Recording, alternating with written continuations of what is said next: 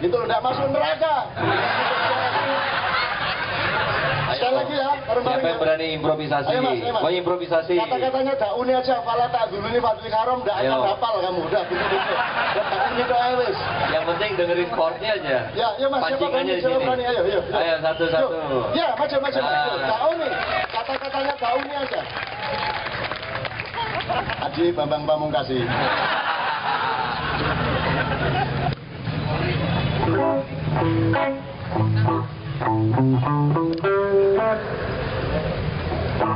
Banyak chordnya aja mas. Dauni, dauni, dauni,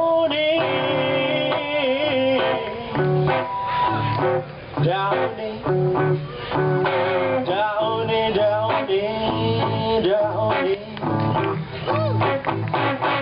Dauni, dauni, dauni, dauni,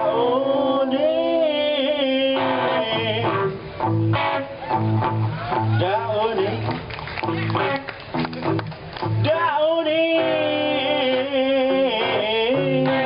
dauni, dauni, dauni.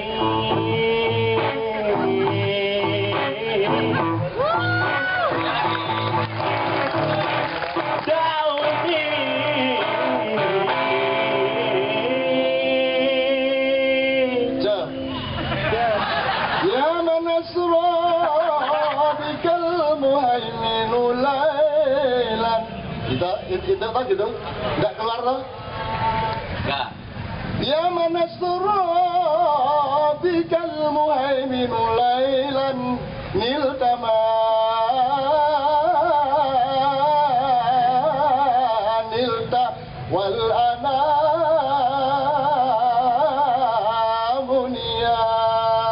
dauni dauni dauni. Dauni, dauni, sayang itu. Dauni, dauni,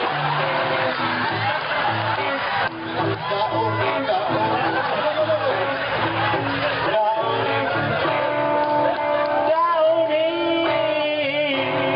dauni, dauni, wala.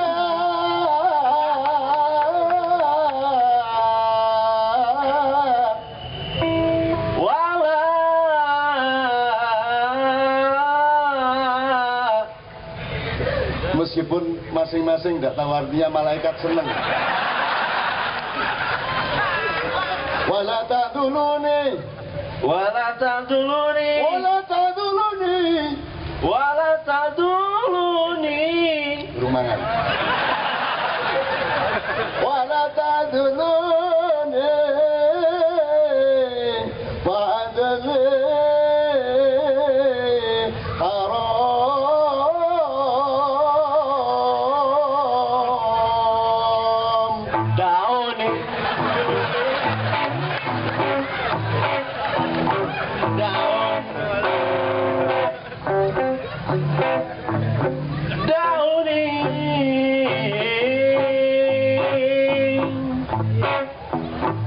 Dauni, dauni,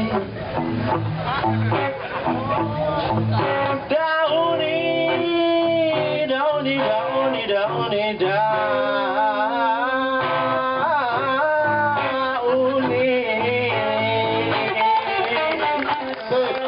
Satu lagi, sabar. Putri. Satu lagi, sebab ada kata-kata yang kurang, ada yang kata-kata kurang. Ini tadi blues cengkok Arab. Arabnya Arab Jawa. Iya tak ya? Arab Jawa. Gayane ngene barangnya nang kaya copet ning pasar. Ini wis gak tebak belajar harus apa-apa wis. Malaikat ngitungnya gini, oh enggak apa-apa, bekas copet tapi kan selawatan kan gitu loh. Siapa satu lagi? Maaf kalimatnya kurang. Dauni, bauni. Ada'u habibi, biarkan aku memanggil kekasihku. Biarkan aku dauni, dauni. Ada'u habibi, ba'da suartu habibi thumma rastu.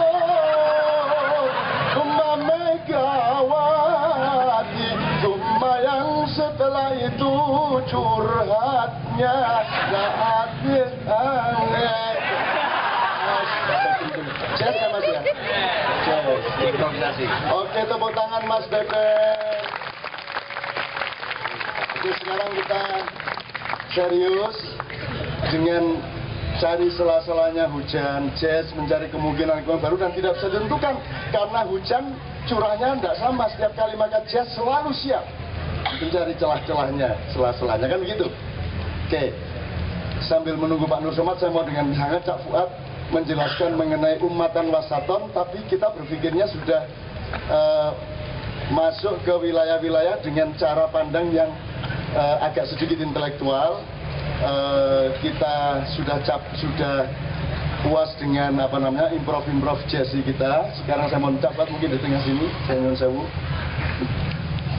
tentang ummatan wasaton, tentang terserah Cak Fuad lah segala macam, termasuk tentang kesalahan kita ngomong kapan Masya Allah, kapan Subhanallah, kapan Astagfirullah, itu salah-salah tidak karu-karuan. Assalamualaikum warahmatullahi wabarakatuh. Alhamdulillah, ini untuk yang kedua kali Allah mengatur saya bisa hadir di Kenduri Cinta. Tadi sore saya di BBM Canon ada 3 hal. Ya, saya senang karena sudah dipesan apa yang mau dibicarakan. Yang pertama, nanti ummatan wasaton tengah-tengah. Ya, yang pertama ini mungkin kebiasaan kita mengucapkan kalimat-kalimat yang sering kita sebut kalimat thayyibah, tapi kadang kurang pas. Ya, yang kedua nanti ummatan wasaton. Nah, yang terakhir nanti soal angka 7. Tapi ini kaitannya terutama nanti dengan sejarah hidup saya sendiri. Angka 7. Baik. Pertama, yang paling sering kita ucapkan apa kalau orang Islam itu biasanya? Insya Allah. Insya Allah. Ya. Kalau sampai ditanya, kemarin datangnya jam berapa dari datang di Jakarta jam berapa? Terus kita ragu-ragu, jam piro ya wingi ya. Maka kita kira, insya Allah kemarin saya datangnya jam 5. Biasa enggak gitu orang? Ya. Kadang-kadang atau banyak orang mengatakan begitu.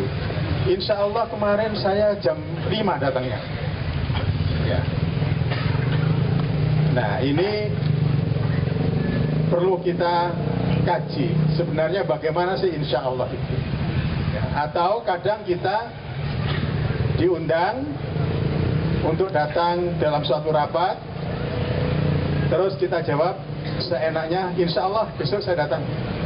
Ternyata nggak datang, ditagih, loh kok kemarin nggak datang? Loh saya kan sudah bilang insya Allah. Nah kan gitu ya. Ya. Jadi insya Allah itu untuk apa? Menutupi kesalahan telah mengingkari janji. Ya. Jadi insya Allah itu secara harfiah artinya apabila Allah menghendaki. Ya. Di dalam Al-Quran surat Al-Kahfi itu Allah memperingatkan Rasulullah SAW dengan agak keras. Karena beliau ketika berjanji dengan orang-orang ahli kitab lupa mengucapkan insya Allah. Jadi asbabun nuzul dari ayat ini, ayatnya adalah wala taqulanna li syai'in inni fa'ilun dzalika ghadan illa an yasha Allah. Allah mengatakan kepada Nabi Muhammad, jangan sekali-kali kamu mengatakan saya akan melakukan ini besok kecuali atas kehendak Allah. Artinya kecuali dengan mengucapkan insya Allah. Karena waktu itu Rasulullah didatangi oleh orang-orang Yahudi, dites oleh orang Yahudi. Muhammad, kalau kamu benar seorang Rasul, seorang Nabi, coba ceritakan kepada kami kisah mengenai Ashabul Kahfi. Nabi tidak tahu persis bagaimana kisah Ashabul Kahfi.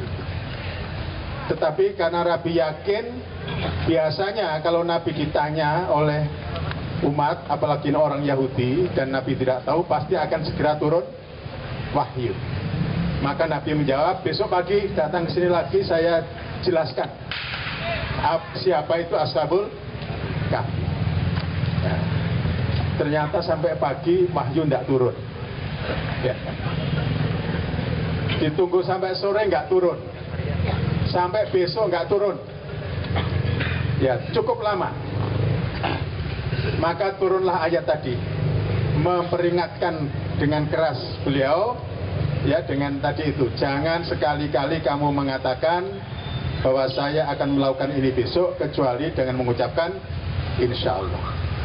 Jadi sebenarnya ucapan insya Allah itu adalah mengenai sesuatu yang akan datang, ya, sesuatu yang menyangkut hal yang akan terjadi besok, dan itu biasanya berkaitan dengan janji.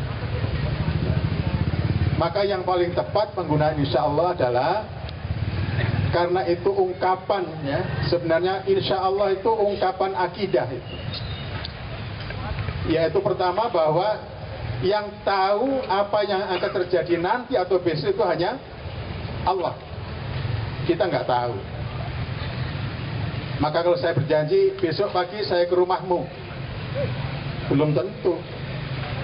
Ya, siapa tahu sejam lagi kita mati.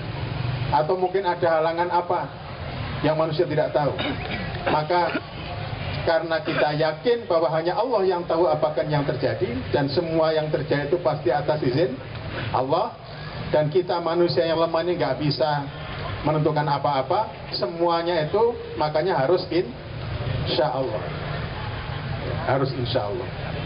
Perhitungan ilmiah sekalipun, ya, kadang-kadang itu kalau tidak diucapkan dengan insya Allah itu, ya, terasa ada kesombongan tersendiri di situ. Sehingga pernah kita dengar dulu ada membangun jembatan, ini dijamin kuat sampai 50 tahun. Tahu-tahu 2 tahun sudah ambruk. Padahal tentunya itu sudah dihitung secara ilmiah. Tapi ada hal-hal yang di luar perhitungan. Jadi oleh karena itu insya Allah itu digunakan ketika kita berjanji dengan seseorang, atau ketika kita akan melakukan sesuatu yang akan datang nanti atau besok, disitulah kita mengucapkan insya Allah.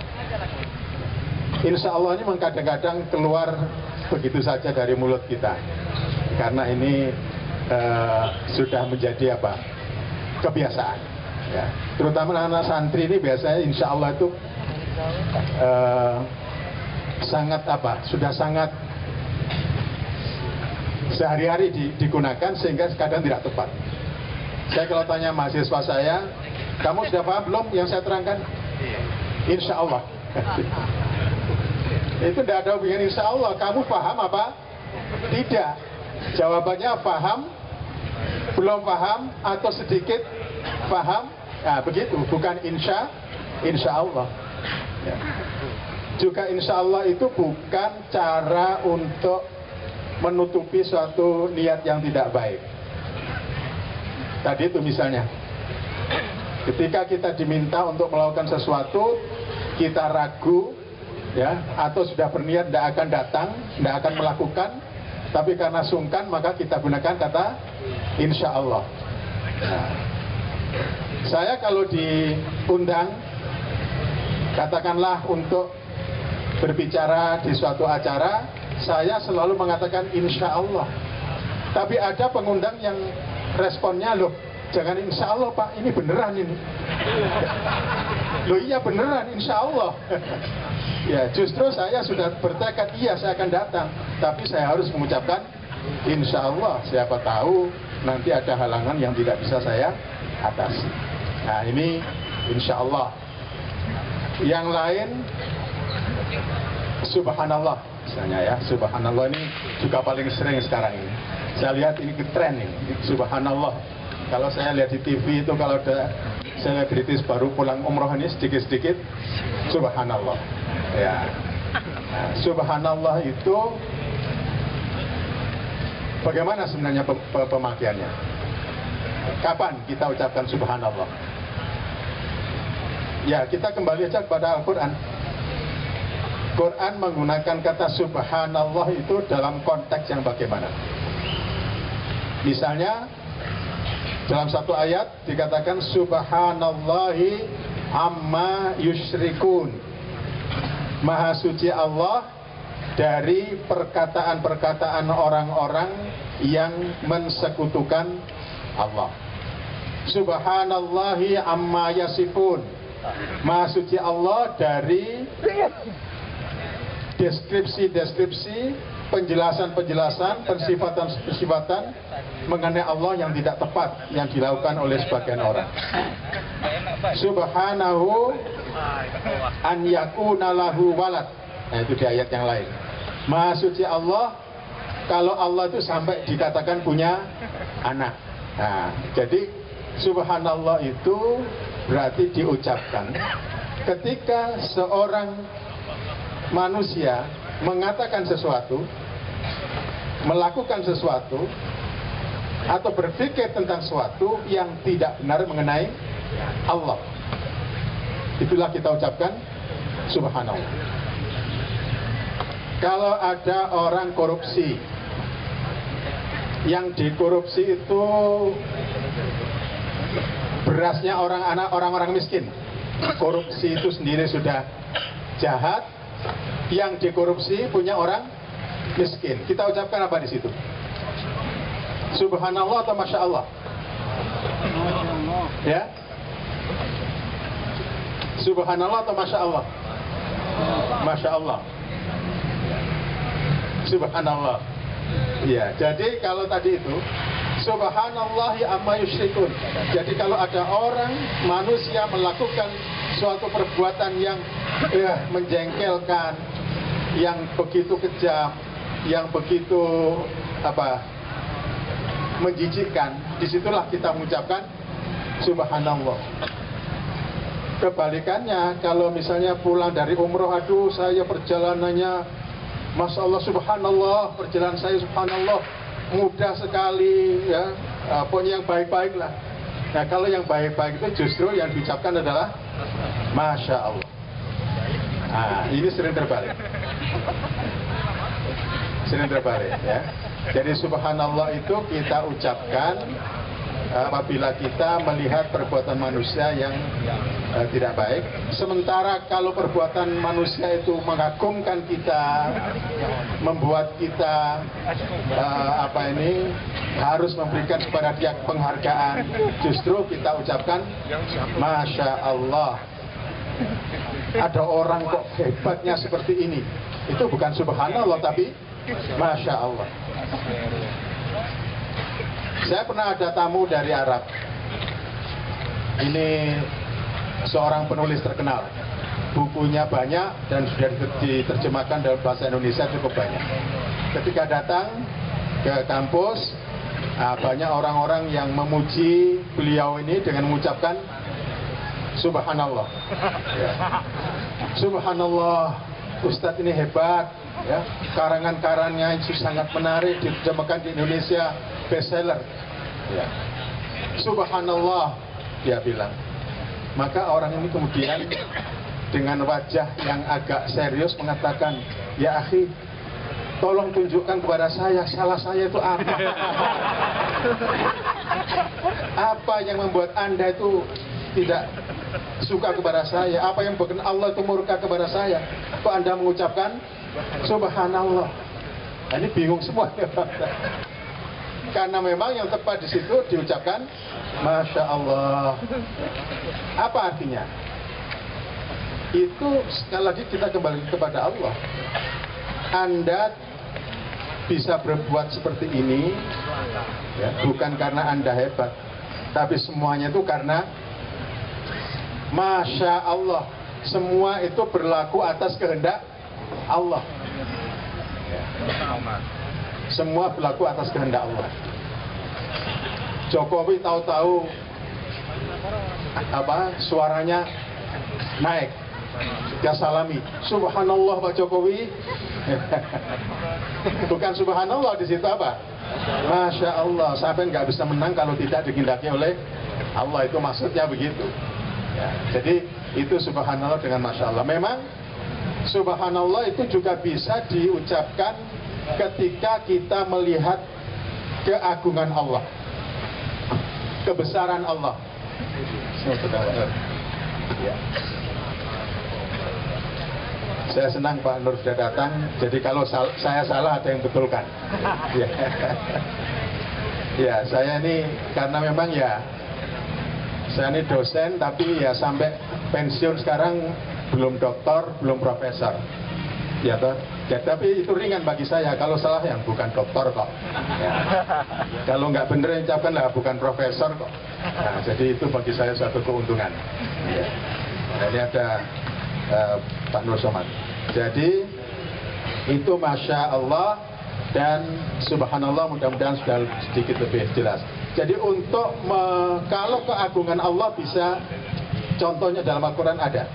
Ya, misalnya Subhanalladzi asra bi'abdihi lailan. Maha suci Allah yang sudah memperjalankan hambanya di malam hari. Kekaguman atas kebesaran Allah. Ya. Ketika itu alladzina yadhkuruna Allaha qiyaman wa qu'udan wa 'ala junubihim wa yatafakkaruna fi khalqis samawati wal ard Rabbana ma khalaqta hadza batila subhanaka faqina adzabannar. Ya. Orang-orang yang berzikir kepada Allah ketika dia sedang duduk, berdiri, berbaring, kemudian berpikir tentang penciptaan alam semesta, sampailah dia kepada satu ungkapan, ya Tuhan, Engkau tidak ciptakan semua ini sia-sia. Kemudian ditutup dengan Subhanaka, Maha Suci Engkau. Maha Suci dari apa? Maha Suci dari apa yang selama ini dalam pikiran kita sering mungkin merasa Allah ini bikin ini untuk apa, bikin itu untuk apa, seolah-olah ada ciptaan Allah yang sia-sia. Tapi setelah dia meneliti alam semesta, meneliti ciptaan-ciptaan Allah, dia sampai pada kesimpulan bahwa ternyata tidak ada ya, ciptaan Allah yang tidak berguna. Maka subhanallah di situ adalah ya Allah Maha Suci Engkau dari pikiran-pikiran kami yang tidak benar selama ini terhadap Engkau. Nah, kira-kira begitu. Ya. Saya kira mungkin cukup 3 itu saja. Nah, alhamdulillah. Alhamdulillah saya kira sudah benar. Tapi Rasul jangan menginginkan alhamdulillah itu juga kita ucapkan ketika kita sedang menerima nikmat, tapi bahkan juga ketika sedang menerima musibah. Ya, karena di balik musibah itu ada nikmat. Tapi Rasul mengingatkan, ada kita tidak boleh mengucapkan alhamdulillah dengan keras. Ya, kalau itu menyakitkan hati orang. Misalnya satu mobil kita naik bersama-sama, mobil tabrakan, 5 orang geletak semua, kita tidak apa-apa. Alhamdulillah, ya itu tidak boleh gitu. Meskipun memang kita apa? Alhamdulillah. Tapi jangan diucapkan, jadi harus lihat-lihat. Jangan sampai menyakitkan hati orang. Ya. Buat kecelakaan di Solo ya. Di Jogja ya. Jadi yang benar itu ada hadisnya. Jangan kamu ucapkan alhamdulillah dalam situasi-situasi di mana itu akan menyakiti hati orang lain yang sedang kena musibah. Ya. Saya kira itu beberapa hal. Oh ya. Untuk yang kalimat thayyibah ini teman sekalian, saya yakin Anda sudah banyak yang tahu, tapi bagi yang belum tahu nanti pulang buka YouTube. Saya itu belum pernah merasakan getaran dari teriakan Masya Allah itu melebihi yang di YouTube itu. Masya Allah, Van der Sar, Masya Allah, David Villa, Masya Allah, Masya Allah. Jadi saya pertama dengar itu, apa ya? Ternyata anak saya sedang lihat kiper Manchester City waktu melawan Manchester United itu kan jengkel sudah bisa mengurung MU tapi nggak bisa masukin. Akhirnya kiper Manchester maju sampai sekitar 10 meter di depan gawang MU. tiba-tiba bola bisa ditahan berbalik, jadi serangan balik, bolanya long pass, dia lari dari depan ini, balapan sama bola dari atas. Nah, begitu bola mau masuk di kanan atas, itu dia bisa loncat, dia tepes begitu. Jadi penyiarnya, Masya Allah, Van der Sar, Allahu Akbar, Masya Allah. Tak pikir ada perang salib dari dua, bal-balan. Jadi ini, itu, tapi saya tergetar benar, dan itu benar, Masya Allah itu benar. Jadi si kiper ini tidak akan mampu melakukan itu kalau tidak karena Allah memang menghendaki. Kan begitu. Kan Anda tahu Inggris selalu sial kalau adu penalti. Anda tahu Portugal juga si Ronaldo nggak sempat nendang bola. Jadi itu Allah itu punya kehendak yang sangat detail di dalam segala hal. Gitu. Jadi sekarang gini, kalau ada cewek cakep di Senayan City, itu ngomongnya apa? Wahyu arek. Apa? Masya Allah, Subhanallah, Astagfirullah, Alhamdulillah. Yang mana? Semuanya. Tergantung kasusnya. Kalau wanita itu tidak melakukan kesalahan apapun secara sosial, misalnya dia tidak menunjukkan auratnya tapi kelihatan wajahnya sangat cantik, ya, kita berikan Masya Allah, Masya Allah. Terus teman kita dengar, ini Masya Allah ya. Gitu. Tapi kalau cantik terus kenene ketok, baru switch. Subhanallah. Tapi akan melorok ini. Subhanallah. Kan gitu. Nah ini saya kira sangat bagus dari Cak Fuad supaya kita lebih tertib. Tapi yang sudah terlanjur tidak ada masalah. Karena ketika malaikat melakukan verifikasi, tidak ada masalah, semua tidak paham artinya kok. Yang penting semua ingat Allah, alhamdulillah. Enggak paham arah-arah ini. Insya Allah yopo, alhamdulillah yopo, gak roh bedanya. Gitu. Jadi orang Indonesia itu enaknya itu karena pintar baca Quran tapi tidak paham artinya. Kan enaknya di situ. Jadi saya sarankan tidak usah memahami artinya ya, untuk mengurangi kan masuk neraka kan gitu. Kan gitu. Saya kira ada bagusnya itu Anda tidak paham itu. Oke, Cak, mohon maaf ini saya selani ini supaya kita benar-benar lebih waspada dan lebih clean gitu ya. Tafadhol yang umatan wasatan. Iya. Jadi memang yang pertama ini kan soal yang sepele ya. Sepele ya, masalah yang ringan-ringan aja ini tadi. Ya memang sesuatu itu diucapkan itu akan menjadi masalah kan kalau memang berangkat dari pemahaman, ya kan? Nah, itu yang jadi yang paham ini memang malah berat tuntutannya, ya. Tetangga saya di Jombang itu, ya, tetangga rumah kami di Jombang itu seorang ibu yang sangat rajin membaca Al-Qur'an. Sangat rajin baca Al-Quran, hampir hafal, tapi dia tidak paham artinya. Satu saat dia punya anaknya perempuan, enggak, yang perempuan pertama ya, itu dia cari nama dari Al-Quran. Rupanya kata yang terngiang dan indah menurut pikirannya itu adalah kata Hayyatun Tas'a. Nah, kan bagus toh? Hayyatun Tas'a. Maka diberilah nama Hayyatun Tas'a. Datang ke orang tua kami, ke ayah kami. Niki camat anak kula pun lahir badhe kula paringi nami Hayyatun Tas'a saking Al-Qur'an. Ditanya oleh saya, kowe ngerti artine mboten? Hayyatun Tas'a itu ular yang sedang mencari mangsa, itu Hayyatun Tas'a. Wah, nah, kaget dia. Pulang, wes kalau gitu saya ganti aja. Ya. Maka diganti supaya tidak salah. Diganti niru nama saya. Saya Fuad, tapi pakai dal Fuad itu. Nah, tapi kan orang Jawa mengenalkan Fuad. Maka kemudian anaknya diberi nama Fuatin. Karena perempuan. Jadi Fuad laki-laki, maka anaknya diberi nama Fuatin. Datang ke ayah saya pun niki mesti bener ya niki.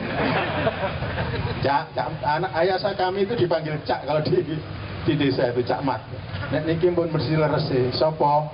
Pokoknya niru anak sampean mesti bener. Lah ya sopo? Fuatin. Ya, mau dibetulkan lagi wis gak tega ya bapak wis ra ngerti atine ya. Jadi memang itulah fenomena kita saya kira. Baik. Sekarang sedikit mengenai umatan wasaton. Ya, karena tadi batal maghrib saya sempat coret-coret. Ya, namanya guru ini biasanya diharuskan membuat persiapan ya. Kalau Mas Beben ini dosen, wah luar biasa ini. Ya, pengetahuannya sudah ngelontok semua di situ ya. Oke, jadi umatan wasaton itu ada disebutkan di dalam surat Al-Baqarah ayat 143. Wa kadzalika ja'alnakum ummatan wasaton litakunu syuhada 'alan nas wa yakunar rasulu 'alaikum syahidan. Ya. Demikianlah kami jadikan kamu sekalian umat Muhammad sebagai ummatan wasaton. Terjemahnya umat penengah. Litakunu syuhada 'alan nas, supaya kamu umat Islam ini menjadi saksi bagi manusia. Saksi kebenaran-kebenaran di antara manusia. Dan Rasul wa yakunar rasulu 'alaikum syahidan, dan Rasul Nabi Muhammad SAW akan menjadi saksi bagi tingkah lakumu, perbuatanmu selama kamu berada di dunia ini. Ya. Jadi ini umatan wasaton, secara harfiah itu artinya tengah. Wasaton itu juga bisa berarti sedang. Wasat itu bisa menjadi kebalikan dari al-ghuluw. Al-ghuluw itu berlebih-lebihan. Ya, berlebih-lebihan. Maka wasat, sikap tengah itu berarti sikap yang tidak berlebih-lebihan. Memang para ulama itu banyak menjelaskan ajaran Islam itu ajaran penengah, biasanya dihubungkan dengan ajaran Yahudi dan ajaran Nasrani. Kita ambil mungkin satu contoh saja. Dalam hal apa misalnya? Dalam hal menghukum orang yang bersalah. Kalau Yahudi itu sangat ketat, terutama dalam menerapkan hukum kisos. Jadi orang yang salah itu harus dihukum, kan begitu. Dihukum seberat-beratnya bahkan. Berlebihan mereka. Orang yang salah dihukum seberat-beratnya. Orang yang membunuh harus dibunuh. Berlebihannya dalam pelaksanaannya, kalau orang Palestina membunuh orang Yahudi 1, maka mereka balas bunuh orang Yahudi 10, misalnya gitu. Sementara Nasrani, ini konon penjelasan para ulama, itu kan ada satu ajaran tidak boleh membalas. Ya, keburukan tidak boleh dibalas dengan keburukan, kejahatan tidak boleh dibalas dengan kejahatan. Maka kalau kamu ditampar pipi kananmu, berikanlah pipi kirimu. Ya. Jadi tidak boleh membalas. Nah, Islam itu wasat, di tengah-tengah. Ya. Kita ambil satu ayat misalnya, wa jaza'u sayyi'atin sayyi'atun misluha. Balasan bagi satu kejahatan adalah kejahatan yang serupa, seimbang, semisal. Tapi itu masih koma. Lanjutannya faman afa wa aslaha fa ajruhu 'ala Allah. Tapi barang siapa mau memaafkan dan berbuat baik, ya, berdamai, maka pahalanya itu ditanggung oleh Allah Subhanahu wa taala. Di dalam surat ayat yang lain, An-Nahl misalnya, Allah mengatakan fa in aqabtum, kalau kamu ingin membalas, fa'aqibu bimitsli ma uqibtum bih, maka balaslah yang setimpal. Wala in sabartum, tapi kalau kamu mau sabar, lahuwa khairun lisabirin, itu lebih baik bagi orang-orang yang sabar. Jadi di mana letak tengahnya? Pertama, Islam memberikan suatu peluang, satu hak untuk membalas. Itu namanya adil. Ya. Jadi adil. Kalau salah dihukum. Ya.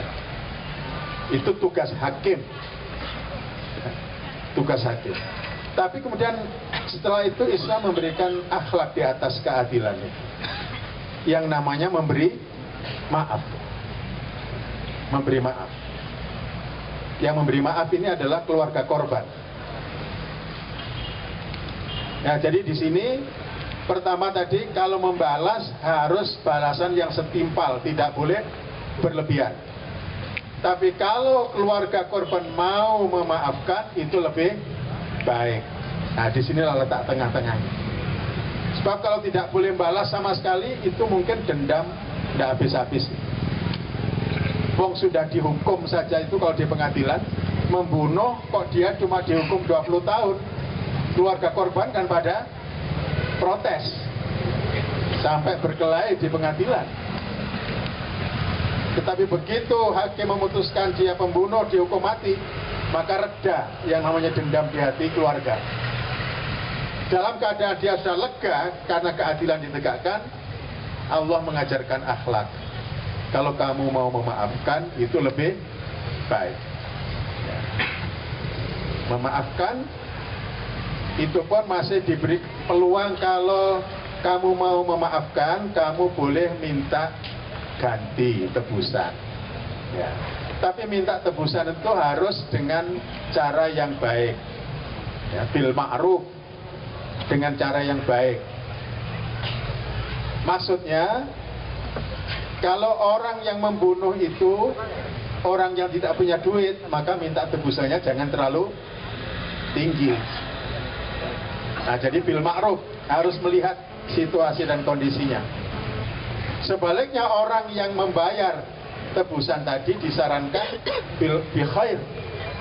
Kalau kamu punya uang, bayarlah lebih dari yang diminta. Nah, jadi begitu indahnya kalimah atau ummatan wasaton. Semuanya itu tadi itu ada di tengah-tengah, ya. Jadi berbagai kemungkinan bisa dilakukan di situ. Ya, dia menuntut keadilan.